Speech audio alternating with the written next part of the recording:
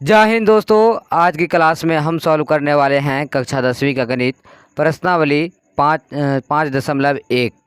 और इससे पहले जो हम समांतर श्रेणी 5वां चैप्टर का नाम है उसके बारे में कुछ बातें बताई है, जिसका वीडियो का लिंक नीचे डिस्क्रिप्शन बॉक्स में मिल जाएगा। आप लोग उसको जा कर के देख लीजिएगा, तभी आज की क्लास आपको समझ में आएगी। तो आइए हम सवाल को सॉल्व करेंगे। प्रश्नावली 5.1 का सवाल नंबर 1 को सॉल्व करेंगे। सवाल नंबर 1 में कुल 4 सवाल है, उन चारों को एक एक करके सॉल्व करेंगे। तो पहला सवाल है, इसमें क्या करा है, 5.1 का पहला सवाल है, करा निम्नलिखित स्थितियों में से किन स्थितियों में संबंध संख्याओं की सूची एपी है और क्यों। यानी कि इसका कहने का मतलब है, ये 4 सवाल जो दिया हुआ है उसमें ये हमें जांच करना है कि ये एपी में है, और अगर है तो क्यों है, ये हमें जांच करना है। तो आइए सवाल नंबर 1 को पढ़ते हैं। तो सवाल नंबर 1 में लिखा हुआ क्या करा, प्रत्येक किलोमीटर के बाद का टैक्सी का किराया जबकि प्रथम किलोमीटर के लिए किराया 15 रुपया है और प्रत्येक अतिरिक्त किलोमीटर के लिए किराया 8 रुपया है। अब देखिए इसको हम समझते हैं। जैसे यहाँ आप देखिए सवाल नंबर 1 को सॉल्व कर रहे हैं, सवाल नंबर 1 का 1 नंबर को सॉल्व कर रहे हैं हम। तो यहाँ पे देखिए, जैसे कि ये मान लीजिए सड़क है, यहाँ पे ये किलोमीटर दिया हुआ है, पहला, दूसरा, तीसरा, चौथा, इस तरह से दिया हुआ है। तो इसमें कह रहा है कि प्रथम किलोमीटर का किराया कितना रुपया है, 15 रुपया है। ये प्रथम है तो इसमें 15 रुपया है। और अगर कह रहा है कि उससे आगे उसको जाना है 1 किलोमीटर से, यहाँ पे आएगा तो 15 रुपया लेगा। अगर उससे फिर आगे जाना होगा 1 किलोमीटर उसे, तो उसमें क्या होगा, 8 रुपया उसे और देना पड़ेगा। तो यहाँ पे जब हम क्या करेंगे कि 15 रुपया है इसका, और इससे आगे 1 किलोमीटर और जाएंगे तो 8 जुड़ जाएगा, कितना होगा, 15 8 कितना होता है, 23। तो हम लिख देंगे 23। अब फिर अगर उसको उससे 1 किलोमीटर और आगे ज़्यादा जाना है तो वो क्या करेगा, फिर उसको 8 रुपया देना होगा। तो 23 है यहाँ पे, फिर इसको जाना है आगे तो यहाँ पे 8 रुपया फिर जोड़ देंगे, कितना आ जाएगा। तो 23 7 कितना होता है, 30 1 31 होता है, तो 31। और ये बात हम पहले भी बता चुके हैं कि अगर हमें जांच करने के लिए दिया जाए तो उसमें 3 चीज़ होना ज़रूरी है, पहला पद, दूसरा पद और तीसरा पद। ये तीनों अगर हमें मिल जाए तो हम उसे जांच कर सकते हैं। तो हमें देखिए ये 3 पद मिल चुका है, पहला 15, दूसरा 23 और तीसरा 31 निकला है। तो हम इसको यहाँ पे लिख लेते हैं। चाहे तो इससे आगे भी निकाल सकते हैं, 31 में फिर 8 जोड़ देंगे, फिर उस जो जितना निकलेगा फिर उसमें 8 जोड़ देंगे, इस तरह से निकाल सकते हैं। तो देखिए हमें क्या सब मिला यहाँ पे, 15 23 31। तो हम यहाँ पे लिखेंगे, हल लिख देते हैं पहले। क्या लिखेंगे, 15 23 31, इस तरह से, और 8 जोड़ते जाएंगे तो और आगे निकलते जाएगा इस तरह से। तो हम यहाँ पे डॉट डॉट दे देते हैं। अब देखिए ये जो 15 दिया हुआ है ये कौन सा पद है, तो ये पहले दिया हुआ है, तो ये कौन सा पद हो जाएगा, पहला पद। तो पहला पद को हम क्या लिखते हैं, ए लिखते हैं या फिर A1 लिखते हैं। तो पहला पद कितना है, 15, तो हम लिख दिए 15। फिर दूसरा पद को क्या लिखते हैं, A2। तो दूसरा पद कितना है इसमें, 23, तो हम लिख देंगे 23। फिर A3 मतलब तीसरा पद कितना है इसमें, 31, तो लिख दिया 31। अब जांच के लिए एक फॉर्मूला होता है, क्या होता है कि इसका सार्वंतर होता है एक D बराबर, जिसको सार्वंतर का शॉर्टकट में कहते हैं D। तो D बराबर होना चाहिए A2 - A1 या A3 - A2, मतलब ये दोनों क्या रहना चाहिए, बराबर होना चाहिए। हम यहाँ फॉर्मूला लिखते हैं जांच के लिए, क्या होता है कि D बराबर A2 - A1 A3 - A2। यानी ये दोनों को जब निकालेंगे, अगर दोनों बराबर हो जाएगा इसका मतलब क्या होगा, ये AP में होगा। अगर बराबर नहीं होगा तो वो AP में नहीं होगा। अब चलिए यहाँ पे देखिए क्या कर रहा है, A2 - A1, ये दूसरा पद माइनस पहला पद। A2 कर रहा है, A2 कितना है 23, तो हम लिख दिए 23 माइनस A1 कितना है 15, तो हम लिख दिए 15। A3 कितना है 31, तो हम लिख दिए 31। फिर माइनस A2 का रहा है, A2 कितना है 23, तो हम लिख दिए 23। अब देखिए 23 में से 15 जाएगा कितना बचेगा, 13 में से 5 जगह तो कितना बचेगा 8, और यहाँ पे 8 ही बचेगा। हाँ 15 8 23 होता है। 31 में से 23 जाएगा तो कितना बचेगा, 11 में से 3 जाएगा तो बचेगा 8, 2 में से 2 जाएगा कट जाएगा। यानी कि इसका भी 8 निकला और इसका भी 8 निकला, दोनों क्या है, बराबर है। बराबर है तो क्या होगा, ये AP में होगा। तो हम क्या लिखेंगे कि चूंकि इसका सार्वअंतर बराबर है, क्या लिखेंगे, इसका सार्वअंतर बराबर है। तो जब इसका सार्वअंतर बराबर है तो क्या होगा, ये AP में होगा। तो लिखेंगे इसलिए यह AP में है। यही क्या आ जाएगा, आंसर आ जाएगा। क्यों पूछ रहा था, क्यों है, तो ये हम लिख दी क्योंकि इसका सार्वअंतर बराबर है, और AP में है या नहीं है, तो लिख दिए AP में है। ये हम लिख दिए। तो हमारा क्या हुआ, पहला सवाल सॉल्व हो गया। अब हम चलते हैं सवाल नंबर 2 पे। तो अब हम सॉल्व करेंगे सवाल नंबर 1 का सवाल नंबर 2 को। तो सवाल नंबर 2 में क्या लिखा हुआ है उसको देखते हैं। क्या कर रहा है, किसी बेलन में उपस्थित हवा की मात्रा जबकि वायु निकालने वाला पंप प्रत्येक बार बेलन की शेष हवा का 1/4 भाग बाहर निकाल देता है। क्या कर रहा है, सवाल को समझिए। कह रहा है किसी बेलन में उपस्थित हवा की मात्रा जबकि, यानी कि इस बेलन में कितना हवा की मात्रा है वो नहीं दिया हुआ है, तो इसको हम मान लेंगे। सबसे पहले हम क्या करेंगे, बेलन का रहा है तो एक बेलन बना लेते हैं। यहाँ पे इस तरह से बना लेंगे हम। देखिए ये हुआ बेलन और यहाँ पे निकलने वाला है, इसे पंप मारेगा तो एक बार यहाँ से निकलेगा। तो इसमें कितना हवा है ये हमें पता नहीं है, तो हम क्या करेंगे, मान लेंगे।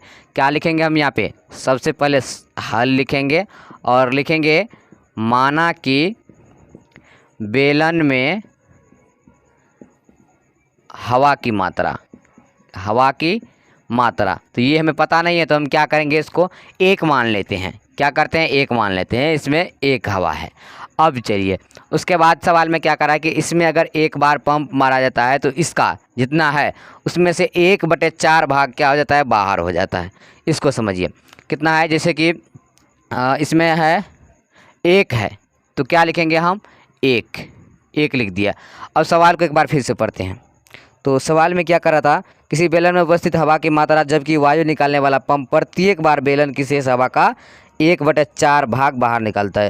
यानी कि बेलन की शेष हवा का, तो शेष कितना है, 1 है तो 1 लिख दिए। अब इसका जो है 1/4 भाग, इसका 1/4 भाग क्या होता है, बाहर निकल जाता है। इसका तो यहाँ पे लिखेंगे ना, इसका 1/4 भाग क्या होता है, बाहर निकल जाता है। ये होता है कि यानी जितना है इसमें तो कितना 1 है तो इसका क्या होता है, 1 का। यहाँ पे देखिए सवाल को समझने वाला यहाँ पे चीज़ है, कह रहा है जितना उपस्थित है उतना तो हम लिख दिए यहाँ पे। फिर कह रहा है इसका मतलब जितना है इसमें उसका 1/4 भाग क्या हो जाता है, बाहर निकल जाता है। हम यहाँ पे ये लिख दिए, इसको समझ लीजिएगा। फिर 1 है तो 1 लिख दिए, -1 है तो फिर 1 लिख दिए। का मतलब क्या होता है, गुना, तो गुना दे दिए 1/4। तो देखिए 1 -1 को 1 से गुना करेंगे 1/4 आ जाएगा। फिर 1 के नीचे में कुछ नहीं तो 1 दे सकते हैं। तो जब 1 और 4 का एलसीएम लेंगे तो कितना आ जाएगा, 4 आ जाएगा। तो हम 4 लिख दिए। 1 चुके 4 तो 4 एकम 4 -4 एकम 4 तो एकम 1। 4 में से एक जगह कितना बचेगा, 3/4। यानी कि हमें यहाँ पे कितना निकला, तो हमें निकला यहाँ पे 3/4। अब इसमें 3/4 है। फिर इसमें क्या करा है कि फिर अगर एक बार पंप मारते हैं तो फिर इसमें से 1/4 भाग मारते हैं। मतलब कि जितना है, देखिए कितना शेष है, 3/4 यहाँ पे निकला ना, तो हमारे पास 3/4 है। अब कह रहा है कि 3/4 यानी इसका 3 कितना कर रहा है, शेष हवा का। तो शेष हवा 3/4 है तो हम लिख दिए 3/4 हवा, 4 लिख दिए, ये हवा का है तो हवा का 3/4 हवा है का 1/4 क्या होता है, इसमें भी बाहर निकल जाता है। तो क्या लिखेंगे, 3/4 -3/4 और का मतलब क्या होता है, गुना 1/4 होता है। अब देखिए यहाँ पे हम क्या लिखेंगे, 3/4 है तो लिख देंगे 3/4 -3 को 1 से गुना करेंगे 3 और 4 को 4 से गुना करेंगे कितना आ जाएगा, 4 चौका 16 आ जाएगा। अब देखिए 4 और 16 का एलसीएम लेंगे कितना आ जाएगा, 16 4 चौके 16 तो 4 3 12, फिर 16 कम 16 3 कम 3, तो यहाँ पे 12 में से 3 जाएगा कितना बचेगा, 9 10 11 12, 9 बचेगा। 9 बड़े कितना आ जाएगा, 16 आ जाएगा। अब देखिए हम क्या बताए थे कि अगर हमें जांच करना होता है कि वो एपी में है या नहीं है तो 3 पद रहना जरूरी है। तो पहला हम देखेंगे कि यहाँ पे 1 है हमारा पहला पद, दूसरा कितना निकला 3/4 और तीसरा कितना 9/16। 3 पद निकल गया तो अब हम आराम से इसका जाँच कर सकते हैं। तो हम पहले लिख देते हैं, क्या लिखेंगे कि पहला पद कितना हमें यहाँ पर मान लिए थे 1, फिर A2 यानी दूसरा पद कितना निकला 3/4 तो लिख दिए 3/4, फिर A3 ये तीसरा पद कितना निकला 9/16 तो हम लिख दिए 9/16। अब यहाँ पर भी वही फॉर्मूला लगाएंगे, क्या लगाएंगे, D बराबर A2 - A1 A3 - A2। तो A2 - A1, तो A2 कितना है 3/4 तो लिखेंगे 3/4 -A1, A1 कितना है 1 तो लिख दिए 1, नीचे में कुछ नहीं तो 1 दे देते हैं। फिर A3 कितना है 9/16 तो लिख दिए 9/16 -A2 कितना है 3/4 तो लिख दिए 3/4। और जब 4 और 1 का अलग एलसीएम लेंगे तो कितना आ जाएगा, 4 4 कम 4 3 कम 3, 1 चौके 4 4 कम 4। फिर उसके बाद 9/16 है, इसका भी एलसीएम लेंगे 16 और 4 का तो 16 आ जाएगा, 16 कम 16 9 कम 9, 4 चौके 16 4 3 कितना आ जाएगा 12। अब देखिए 3 में से 4 जाएगा कितना बचेगा, माइनस का 1/4 और 9 में से 12 आ जाएगा तो कितना बचेगा, -3/16। तो हम यहाँ पे देखेंगे क्या ये दोनों बराबर है, तो हम देखेंगे कि यहाँ पे -1/4 है और यहाँ पे -3/16, यानी कि ये दोनों बराबर नहीं है। और हम क्या बोले, जब बराबर होगा तभी वो एपी में होगा, तो बराबर नहीं है तो हम क्या लिखेंगे यहाँ पे कि चूँकि इसका सार्वंतर बराबर नहीं है, बराबर नहीं है, इसलिए यह एपी में नहीं है। यही क्या आ जाएगा, आंसर आ जाएगा कि एपी में है या नहीं है। तो एपी में नहीं है और कारण बता रहे थे, कारण क्या है, इसका सार्वंतर बराबर नहीं है या फिर समान नहीं है। तो हम क्या किए, सवाल नंबर 1 का सवाल नंबर 2 को भी सॉल्व कर दिए। अब चलते हैं हम सवाल नंबर 3 पे। तो अब हम सॉल्व करेंगे सवाल नंबर 1 का सवाल नंबर 3 को। तो सवाल नंबर 3 में लिखा हुआ है, क्या क्या लिखा हुआ है कि प्रत्येक मीटर की खुदाई के बाद एक कुआं खोदने में आई लागत, जबकि प्रथम मीटर खुदाई की लागत 150 रुपया है और बाद में प्रत्येक मीटर खुदाई की लागत 50 रुपया बढ़ती जाती है। अब देखिए इसको हम समझते हैं। क्या करा, एक कुआं है, क्या है, एक कुआं। तो हम एग्जाम्पल के लिए एक कुआं बना लेते हैं। यहाँ पे ये क्या है, एक कुआं है, कुआं है। अब देखिए यहाँ पे खोदने की बात हो रहा है, मतलब कि अगर यहाँ पे ये कुआं है, अगर यहाँ पे खोदेगा फिर यहाँ पर यहाँ पर इस तरह से खोदते जाएगा। तो इसमें करा कि अगर प्रथम बार खोदता है यहाँ पे तो कितना लगता है उसका, 150 रुपया लगता है, यानी कि 150 रुपया लगता है। फिर अगर इससे आगे खोदेगा तो उसमें क्या लगेगा, उसको 50 रुपया और लग जाएगा। तो यानी कि यहाँ पे 150 है, फिर आगे खोदना है तो 50 फिर लग जाएगा, कितना आ जाएगा, 200 आ जाएगा। फिर अगर उसे फिर यहाँ तक खोदना है तो उसमें कितना रुपया लगेगा, फिर 50 रुपया लग जाएगा। तो 200 है ये है और 50 रुपया और लग जाएगा, कितना आ जाएगा, 250 आ जाएगा। यहाँ पर आ गया। अब देखिए यहाँ पर 3 पद निकल गया, पहला 150, दूसरा 200 और तीसरा 250 निकल गया। तो हमें 3 पद की ही ज़रूरत थी, तो क्या था, हमें 3 पद का ही ज़रूरत था। तो अब हम क्या करेंगे, इसको लिख लेंगे। पहला कितना आया, 150, तो हम यहाँ पे पहले सॉल्व लिख लेते हैं। कितना आया, 150 और उसके बाद कितना आया, 200, उसके बाद 250। इसी तरह से आते जाएगा, यहाँ पे और जोड़ देंगे 50 और फिर 50 जोड़ देंगे, तो इस तरह से आते जाएगा।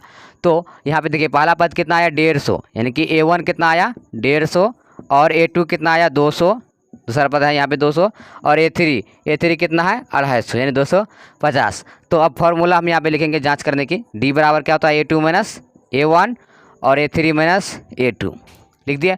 अब देखिए A2 माइनस A1, A2 कितना है, 200, लिखेंगे 200 माइनस A1 कितना है, 150, तो लिखेंगे 150। फिर A3 कितना है, 250 माइनस A2 कितना है, 200, लिख दिए 200। देखिए 200 में से 150 जाएगा, कितना बचेगा, 50, और 250 में से 200 जाएगा तो कितना बचेगा, 50 बचेगा।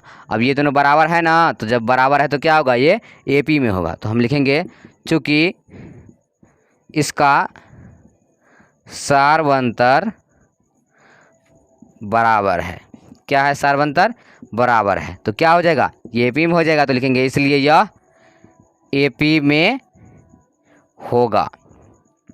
यही क्या आ जाएगा, आंसर आ जाएगा। यही बताना था कि एपी में है या नहीं है, तो ये एपी में है। और क्यों है, क्योंकि इसका सार्वंतर बराबर है। तो हम क्या किए, सवाल नंबर 3 को सॉल्व कर लिए। अब हम चलते हैं सवाल नंबर 4 पे। तो अब हम सॉल्व करेंगे सवाल नंबर 1 का 4 नंबर को।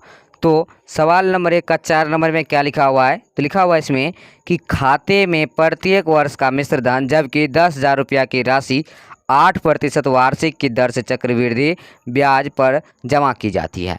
अब इसमें सबसे पहली बात हम जान लेंगे कि चक्रवृद्धि ब्याज होता क्या है।